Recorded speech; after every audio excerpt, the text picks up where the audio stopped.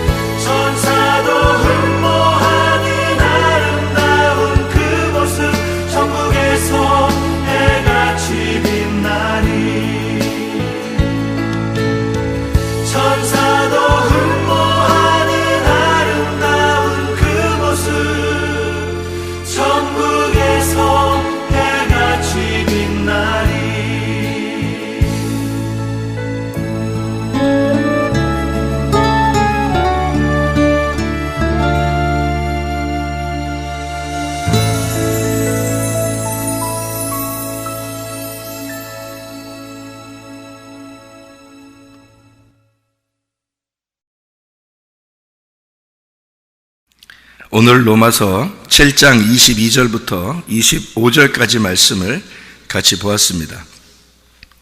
여기에 하나님의 법이 나오고 또 다른 법이 나오고 그게 죄의 법이다, 이런 이야기가 되어 있습니다. 우리가 성경을 좀 알 수 있는 것은 하나님의 법과 죄의 법이라고 하는 것을 너무 이상하게 생각하면 안 된다, 이렇게 여러분에게 한번 설명한 적이 있어요. 왜냐하면 로마서 8장에 보면 이어져 내려오는 그 말들이 이런 말들이에요. 생명의 성령의 법, 이렇게 나오고요. 죄와 사망의 법, 이렇게 되어 있거든요. 그러니까 생명의 성령의 법이 죄와 사망의 법에서 너를 해방했다, 이렇게 나와 있어요.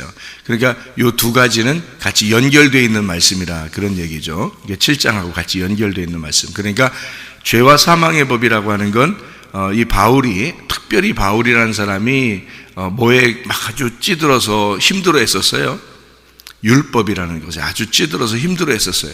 예수님을 만나고 나니까 자기가 알고 있던 율법이 좋은 게 아니었구나라는 것을 깨달았어요. 그래서 그거를 이제 예수님이 너무 좋으니까 이쪽 반대 자기가 알고 있었던 이 율법을 아주 나쁘게 소개를 한 거예요. 그러니까 그렇게 소개했다고 해서 이걸 나쁘다 이렇게 할 수 있는 건 아닌데, 율법이 나쁜 게 아니거든요. 율법은 좋은 거예요. 그런데 바울 입장에서는 그 율법 때문에 사람도 죽이고 그 율법 때문에 자기가 힘들게 주님 만나서 힘든 마음을 가지고 있었어요. 그러다 보니까 이 예수님의 그 법이 너무 좋은 거예요. 이게 생명의 성령의 법인 거야. 너무 좋아서 자기가 알고 있었던 것이 죄와 사망의 법이 된 거예요. 그러니까 이것이 내가 알고 자기가 그렇게 그 생명처럼 여기고 살았던 그 법이 죄와 사망의 법이다라고 이제 생각하게 된 거죠. 바울이라는 사람이. 그러니까 율법과 복음을 너무 적나라하게 이제 하늘과 땅 차이로 이렇게 비교를 하다 보니까 한쪽을 생명의 성령의 법, 한쪽을 죄와 사망의 법이라고 표현한 거지, 율법을 나쁘다 이렇게 해서는 안 된다는 거죠. 우리가 성경을 볼 때 왜 여기에 이제 7장에 바울이 율법이 나쁜 거다라고 이렇게 소개하지만 그래도 그것이 나쁜 게 아니다라고 얘기하고 싶어서 쓴 거예요. 그러니까 자기가 볼 때 정말 나쁜데, 왜냐하면 자기가 너무 힘들어했잖아요. 그것 때문에 예수님 만나고 보니까 율법 때문에 너무 나쁜 놈이 된 거거든요. 그러니까 이제 그게 너무 나쁜데 사실 그게 그렇게 나쁜 건 아닌데 자기한테는 너무 나쁘다, 이제 이렇게 소개하려고 하다 보니까 이거는 이제 죄의 법이다 이렇게 얘기한 거예요. 죄의 법. 그러니까 우리가 죄의 법, 그러니까 어떤 사람은 이제 죄의 법이 이제 여기에 구분 안 져놓고 이게 바울이 뭐라고 얘기하는지를 전체적으로 성경을 처음부터 전체적으로 딱 이렇게 끝까지 보고서 요거를 다 요약을 해서 알고 울타리를 딱 치고 그 안에서 이걸 말씀을 해석을 하면은 율법과 은혜를 딱 비교하게 되거든요. 그런데 그게 이제 안 되고 요것만 딱 요 자체만 보면은 죄의 법, 그러면 죄의 법이 뭐지? 이래가지고 세상 법을 생각하는 사람들도 있어요. 그러니까 세상에서 이제 법들이 있잖아요. 야, 법대로 해, 뭐 이런 얘기 있잖아요. 그런 세상 법들을 얘기해서 우리가 세상 법은 죄의 법이다 이렇게 얘기하는 사람들도 있어요. 그러니까 하나님의 법은 성경에 있는 거고 세상에 있는 법은 죄의 법이다 이렇게 얘기하는 사람도 있는데요. 그거 아니고요. 성경 안에 있는 겁니다. 세상에 있는 법을 얘기하는 게 아니에요. 세상 법하고는 성경하고는 아무 상관이 없어요. 성경 안에 있는 구약과, 쉽게 얘기해서 구약과 신약으로 말하면 구약에 있는 율법을 죄와 사망의 법이다, 또는 신약에 있는 이 하나님의 그 말씀, 그 주님의 말씀을 생명의 성령의 법이다, 이렇게 구분해서 나누어 놓은 거고요. 그러면 죄의 법이라고 하는 게 이제 구약을 이야기한다고 그랬죠. 쉽게 얘기하면 율법이라고 볼 수 있어요. 그러면 그 율법이라는 죄의 법을 바울은 어떻게 한다고 그랬어요? 자기는 섬긴다 그래요. 그걸 섬기노라. 그러니까 죄의 법을 섬긴다 그러잖아요. 이 섬긴다는 말이요, 25절에 7장 25절에 마음으로는 하나님의 법을 섬기는데 육신으로는 어떻게 한다? 죄의 법을 섬기게 된다 이렇게 이야기를 해요. 그러니까 이 죄의 법을 섬긴다라는 말이 둘류오라는 단어예요. 둘류오. 이 둘류오라는 단어는요, 바울이 자주 그런 얘기를 쓰는데요. 성경에 뭐라고 쓰냐면 바울의 편지를 보면 자기는 그리스도의 종이다 할 때, 나는 그리스도의 종이다 할 때 둘로스라는 말을 쓰거든요. 둘로스. 이게 듈로라는 말이 둘로스에서 온 거예요. 그러니까 이 둘로스라는 말은 종이라는 얘기인데, 자기가 종이라고 쓸 때는 주로 그리스도의 종이라고 쓸 때 둘로스라는 말을 썼거든요. 그런데 여기서 둘류오라고 썼다고요. 그러니까 이 둘류오라는 말은 원래 뭐냐면 노예가 되다라는 말이고, 속박되다라는 말이고, 수고한다는 말이고요. 거기에 노력한다, 수고한다는 말이고, 거기서 갇혀있다라는 말입니다. 그러니까 육신은 벗어나려고 해도 못 벗어나는 거죠. 가둬져 있기 때문에. 그러니까 자기는 율법적으로 안 살려고 해요. 예수님 만났으니까 율법적으로 안 살려고 하는데도 율법이라는 것이 자기를 가두어 놓고 있다는 뜻이에요. 이게 그래서 자기는 이 죄의 법을 섬길 수밖에 없다. 육신을 가지고 있는 한, 우리가 육신을 가지고 있는 한 이 죄의 법을 섬길 수밖에 없다, 그런 말이에요. 그러니까 이거를 막 미워해서 없애버리자는 얘기가 아닙니다.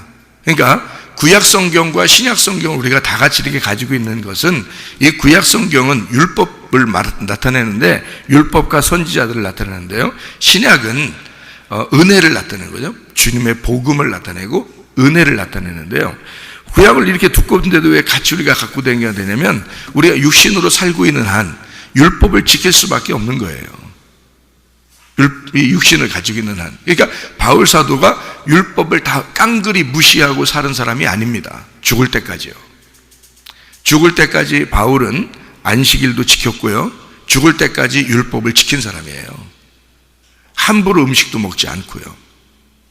그러니까 율법이라고 하는 그것을 이 바울은 예수를 만나니까 복음이 너무 좋아서 이것을 죄의 법이라고 얘기하지만, 내가 육신으로 사는 동안에는 어쩔 수 없이 나는 그 율법 안에 가두어져 있는 사람이다, 그 말입니다.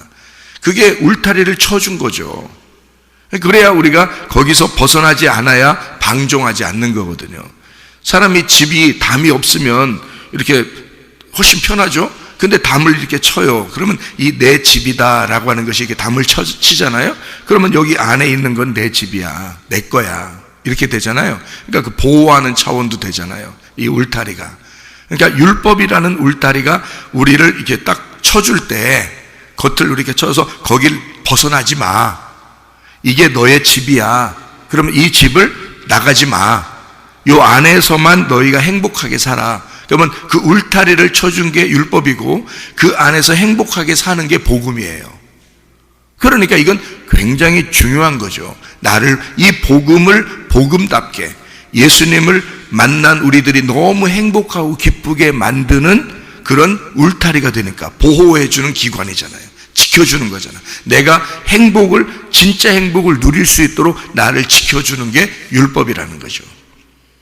그러니까 여러분은 성경을 다 이렇게 깡그리 무시하고 나 예수님만 믿으면 돼, 그러면 복음을 받았어, 진리를 받았어, 나는 예수님만 믿었으면 끝나, 이게 아니고요, 육신으로는 죄의 법을 섬길 수밖에 없는 우리의 모습이라는 거죠. 그러니까 그 울타리 때문에 그렇습니다. 그 울타리를 벗어나서 우리가 방종하면서 막 예수 믿으면 다 끝났어, 나 예수 믿으면 다 된 거야, 나 천국 백성이야, 이러면서 막 아무렇게나 그냥 살면 안 된다는 거죠. 성경의 법이 우리에게 분명 엄연하게 있는 거죠. 그래서 성경의 법 안에서 너희가 즐거워해라, 그 예수님을 만나라, 그렇게 되는 거죠. 그게 지금 여기에 있는 말씀입니다. 그러니까 죄와 사망의 법이라고 하는 것과 생명의 성령의 법이라는 게 이제 알겠죠. 그런데 이게 이 안에서 너무너무 행복하면 이런 게 있죠. 애들하고 부모님하고 너무너무 재밌게 막 오손도손 얘기를 하고 있어요. 옛날 집 같은 걸 생각해봐요. 옛날 집은 아파트 같은 게 없었잖아요. 다 단독주택입니다. 그러면 뭐 담도 이렇게 있고, 그러면 그 안에서 막 뭐 윷놀이도 하고 이렇게 재밌게 놀이도 하고 같이 얘기도 하고 같이 밥도 먹고 막 하하호호 막 이렇게 얘기하고 있으면 말이에요, 밖에 담이 있는지 없는지 알아요, 몰라요? 몰라요. 그냥 그 안에서 즐겁기만 한 거예요. 그렇죠? 그러니까 이게 그 안에서 즐거운 그 복음, 예수님 안에서 너희가 생활하는 그 생명의 성령의 법이 너무 좋기 때문에 죄와 사망의 법이라는 건 보이지도 않는다는 거죠. 근데 있는 거란 말이에요. 무슨 말인지 아시겠죠? 이게 율법이라는 것과 은혜라는 것은 이런 차이예요. 그러니까 그거를 하나를 버려버린다는 뜻이 아니에요. 완성한다는 거죠. 그러니까 예수님은 사랑으로 그걸 완성했다. 그 말은 그 율법이 있지만 율법이 없는 것처럼 살아간다는 뜻입니다. 율법은 있어요, 분명히. 근데 그거를 사랑으로 완성했기 때문에 율법이 있지만 보이지 않는 것으로 살아가는 거죠. 그러니까 주님만 바라보며 사는 거예요. 주님만 바라보며. 그러니까 다른 법이 필요 없어요. 어떤 사람 보면 법 없이 산다 그런 말이 있죠. 그 사람한테는 법이 필요 없어요. 왜냐하면 그 사람 자체가 법이 자기를 저촉할 만한 행동을 하지 않잖아요. 어떤 사람 보면. 그래서 어떤 사람들이 보면 저 사람 법 없이도 살아, 이런 얘기 하는 사람이 있죠. 그 사람한테는 법이 필요 없는 거예요. 근데 죄를 짓는 사람한테는 법이 꼭 필요하죠. 그래서 그걸 딱 이렇게 막아주잖아요. 근데 어떤 사람은 그런 법도 필요 없는 거예요. 왜냐하면 자기 스스로가 알아서 행동하기 때문에 그런 거죠. 그러면 주님과 우리가 사랑을 나누는 생명의 성령의 법, 사랑의 법 안에서 행복하게 지내게 되면, 그리고 그 주님만 바라보고 교회만 바라보고 말씀만 바라보고 이렇게 살아가는 사람은요, 울타리라는 이것이 안 보여요. 그게 의미가 없다고. 그 율법이라는 자체가, 죄와 사망의 법이, 죄의 법이 의미가 없어요. 있는데 의미가 없다고, 우리한테는. 그걸 사랑의 줄로 매인 사람이다. 신랑의 사랑을 톡톡히 받는 사람이다. 신랑만 바라보면서 생활하는 사람이다. 이렇게 되는 거죠. 그러니까 그 안에서, 집 안에서 행복하기 때문에 담이 보이지 않는다는 얘기입니다. 무슨 말인지 아시겠죠? 이게 이제 율법과 은혜의 차이다. 이런 복음으로 우리가 살아야 된다는 말이 그런 말이에요. 율법이 없어서가 아니에요. 율법은 항상 우리가 죽을 때까지 율법이 있어요. 율법을 버리는 게 아니에요. 사랑으로 완성했고 행복한 것, 너무 행복하기 때문에 완성되어 있는 거예요. 그게 주님과 우리와의 관계란 말이죠. 그러니까 사명자들은 주님을 경험했어요. 만났어요. 그러니까 그 주님을 알아. 그 주님의 마음을 알아. 돌아온 탕자가 아버지의 마음을 아는 것처럼. 그러니까 아버지가 그때부터는 일을 안 시켜. 일을 안 시킨다고요. 아들이 알아서 일을 한다고요. 무슨 말인지 알아요? 돌아온 탕자가 일을, 아버지가 아침에 몇 시에 일어나? 저녁에 몇 시에 자라? 너 밭에 나가서 몇 시부터 몇 시까지는 밭에 나가서 일하고 몇 시부터 몇 시까지는 논에 가서 일해라. 이렇게 시키겠냐고요. 안 시켜요. 돌아온 탕자는 아무것도 안 시켜요. 그 돌아온 탕자가 아버지를 위해서 어떻게든지 섬기는 거예요. 그게 사랑의 섬김이잖아요. 사랑의 섬김이에요. 나갈 때 탕자의 그 모습보다 훨씬 더 힘든 거예요. 섬기는 게. 왜냐하면 돌아온 탕자로서 아버지를 섬기는 게 보통 힘든 게 아니거든요. 근데 그렇게 섬기는 거예요. 근데도 그게 즐거워. 근데도 그게 기뻐. 무슨 말인지 알죠? 이게 사랑이니까. 아버지를 사랑하는 마음으로 하는 거란 말이에요. 그죠? 아내가 남편에게 사랑하는 마음으로 음식을 차려줘요.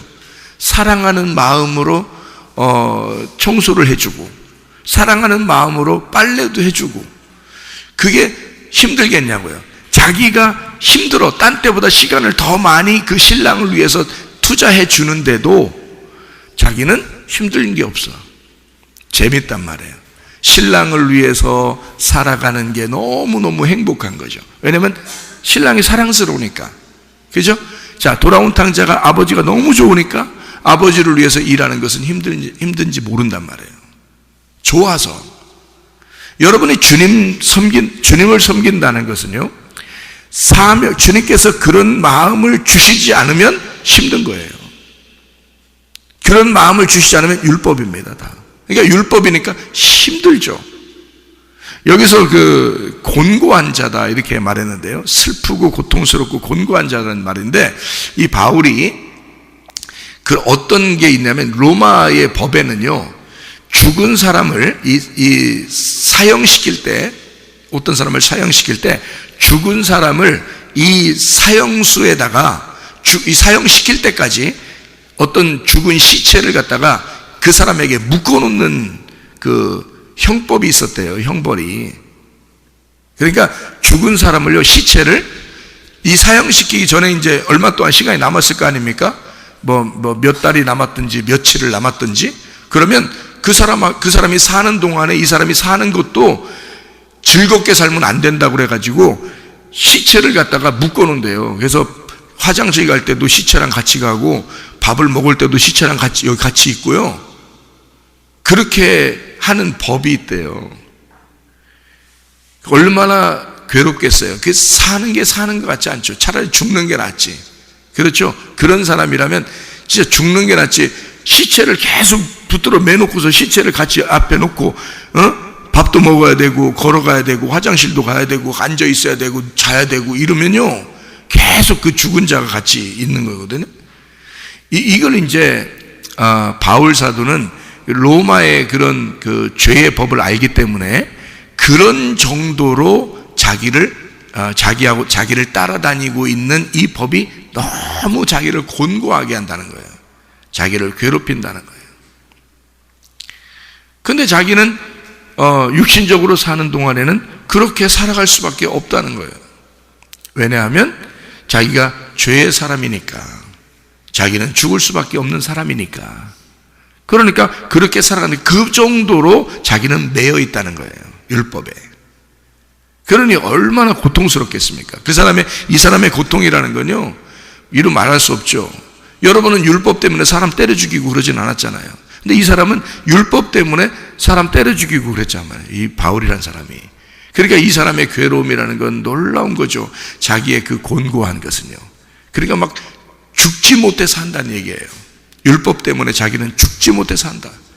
그런데도 불구하고 자기가 육신으로 사는 동안에는 그 죄의 법이 떠나지 않으니 자기는 그 죄의 법으로 살아갈 수밖에 없다.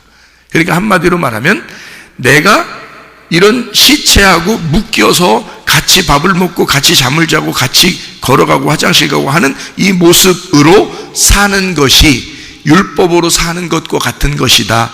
이게 죄와 사망의 법인데 왜 그러냐? 나는 이렇게 죽을 인생이니까.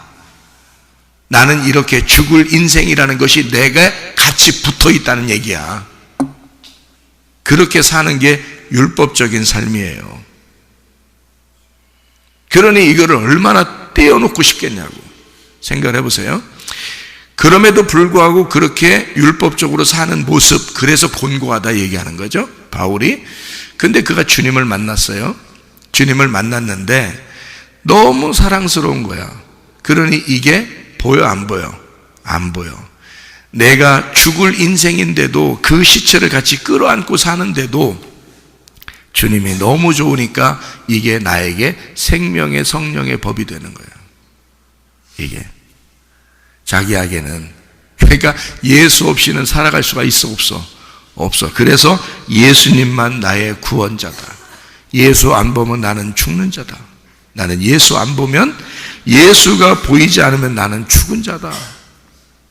그러니까 우리 주 예수 그리스도로 말미암아 하나님께 감사하리로다. 그렇게 얘기하는 거예요. 예수님만 나의 구원자입니다.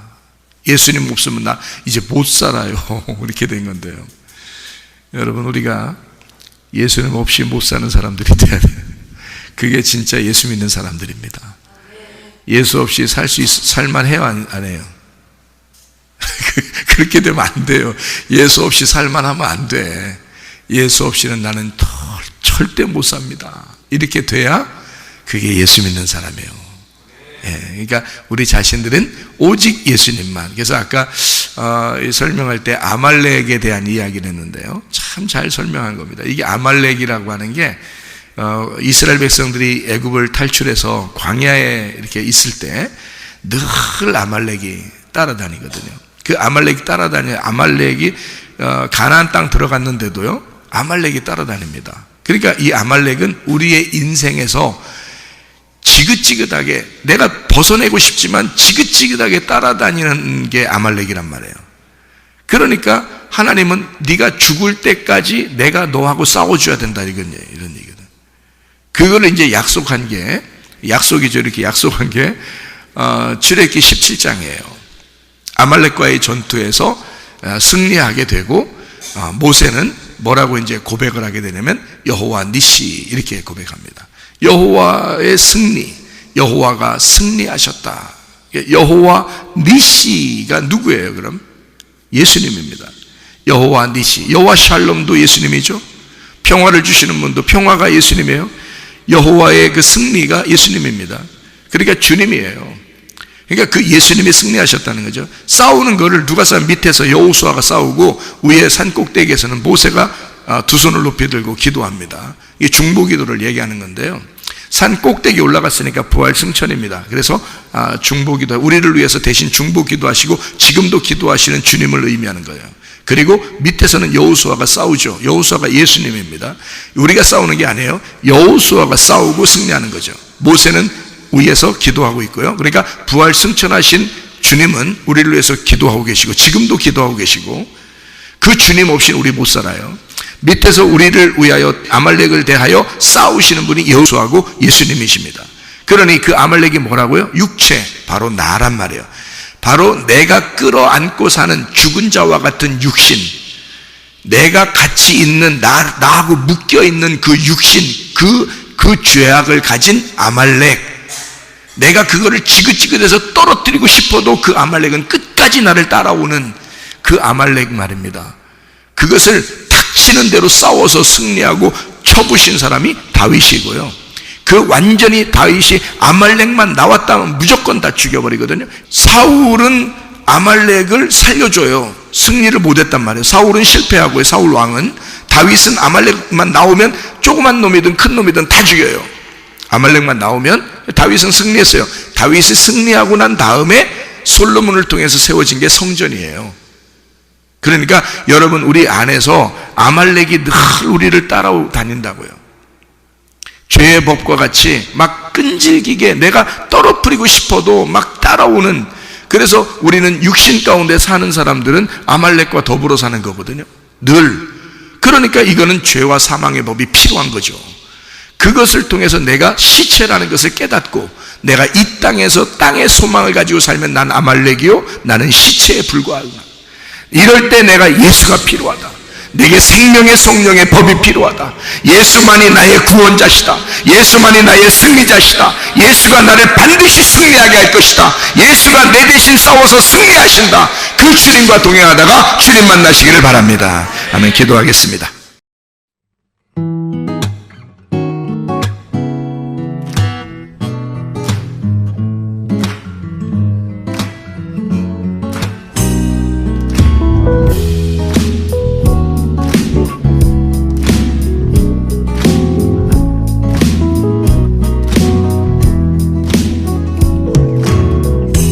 하나님의 사랑이 당신의 삶 가운데 가득하기를